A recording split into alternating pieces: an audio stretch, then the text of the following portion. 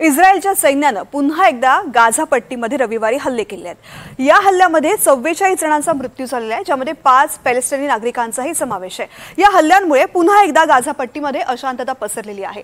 नेमकं काय घडतं इथे पाहूयात हा स्पेशल रिपोर्ट।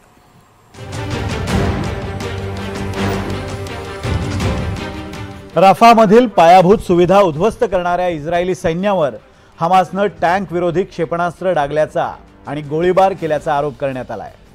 त्यानंतर इस्रायली सैन्यानं रविवारी गाझा पट्टीवर जोरदार हवाई हल्ले चढवले, ज्यात किमान 44 जणांचा मृत्यू झाल्याचं वृत्त आहे।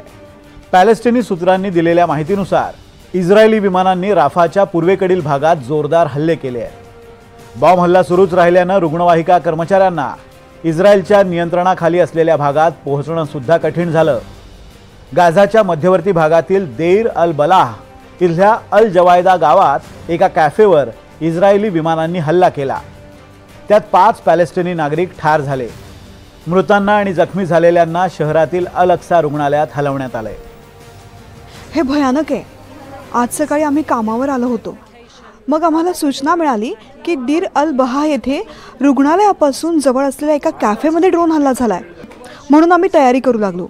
आम्हाला काय होणार आहे माहिती नव्हतं। नंतर अनेक जखमींना आणण्यात आलं, त्यापैकी बहुतेक गंभीर जखमी होते। दुर्दैवानं त्यापैकी एकाचा रुग्णालयात पोहोचता मृत्यू झाला। परंतु या ताज्या ड्रोन हल्ल्यामध्ये पुरुष, महिला आणि एक तरुण मुलगा गंभीर जखमी झालेत।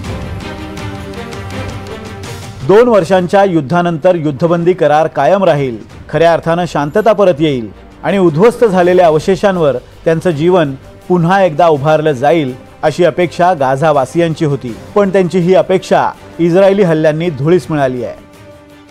त्यांच्या स्वभावानुसार ते आपल्या प्रतिज्ञेचं सातत्यानं उल्लंघन करतात, म्हणून ते या भागाला सतत युद्धाच्या स्थितीमध्ये आणि सतत ओसाड ठेवण्यासाठी पुन्हा एकदा युद्धाचं चक्र सुरू करू इच्छितात। नेत्यानाहूंना हे हवं आहे, जेणेकरून ते खटल्यापासून वाचू शकतील। परंतु एक सामान्य नागरिक म्हणून आपल्याला युद्ध परत होऊ नये असं वाटतं। आम्ही अल्लाहकडे प्रार्थना करतो की हे युद्ध थांबावं। आम्ही संपूर्ण जगाला आवाहन करतो की आम्हाला या विनाशाच्या युद्धापासून वाचवावं। या युद्धाच्या स्थितीत आम्ही गुदमरतोय आणि आम्हाला त्यातून मुक्त व्हायचं आहे। आम्ही 2 वर्षापासून त्रास सहन करत आहोत। आमच्या लोकांची मोठी कत्तल करण्यात आली आहे।